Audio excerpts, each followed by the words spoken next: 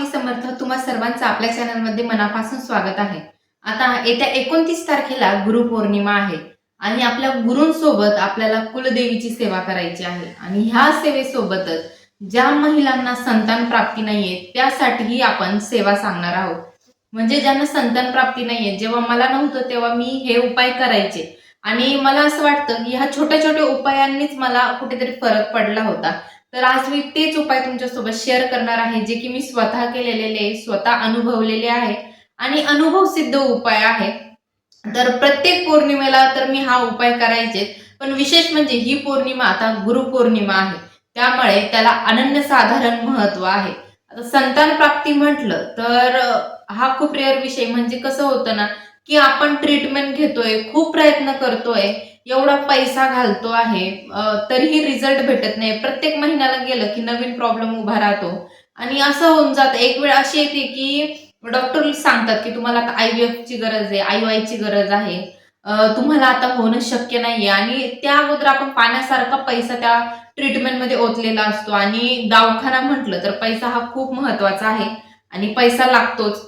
कारण की ही फर्टिलिटीची जी ट्रीटमेंट असते ती साधी ट्रीटमेंट नसते. मला स्वतः माहिती की यामध्ये किती पैसा ओतावा लागतो म्हणून. आणि तो पैसा जाऊनही जेव्हा रिझल्ट भेटत नाही तेव्हा मन खूप सुन्न होऊन जातं आणि खूप टेन्शन यायला लागतं. ही प्रत्येक स्त्रीचीच कथा आहे, ज्या कोणाला संतान प्राप्ती नाहीये त्यांचं. तर आज मी तुम्हाला सांगणार आहे की ह्या येत्या पौर्णिमेला संतान प्राप्तीसाठी कोणता उपाय करावा.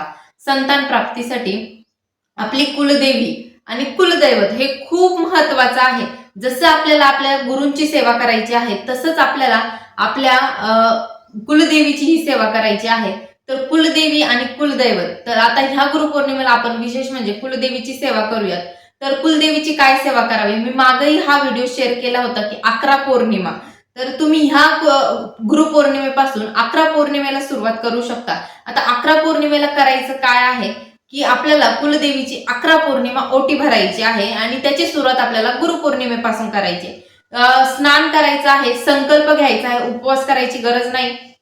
संकल्प घ्यायचा, तुमची इच्छा बोलायची आणि मी तुमची ह्या गुरुपौर्णिमेपासून प्रत्येक 11 पौर्णिमा तुमची ओटी भरेल आणि तुम्ही माझी ओटी भरा. आई मी खूप मनापासून प्रयत्न करते. तुमच्या मनामध्ये ज्या कुठल्या गोष्टी येतील तुम्ही त्या आई समोर बोलून टाका आणि आईला आपल्या लेकराची दया येतेच येते.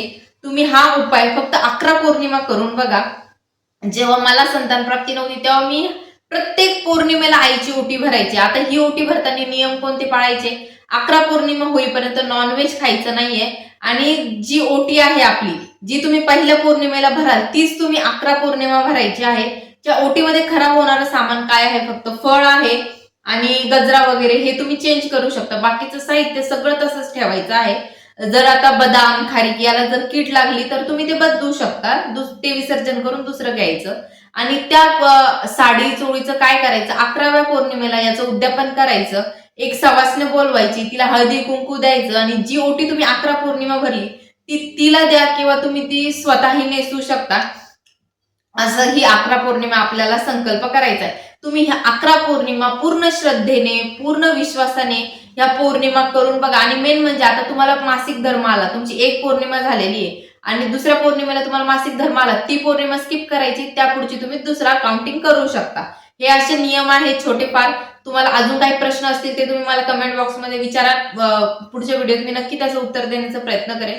आणि ह्या 11 पौर्णिमेला तुम्ही मनापासून सेवा करा, आपल्या कुलदेवीचा अभिषेक करा, कुलदेवीचा मंत्र म्हणा आणि तुम्हाला मी हात जोडून विनंती करते, खरंच ज्यांना संतान प्राप्ती नाहीये ना, हा उपाय एकदा नक्की करा, तुम्हाला खूप फरक पडेल. तर व्हिडिओ आवडला असेल तर नक्की लाईक शेअर सबस्क्राईब करा. श्री स्वामी.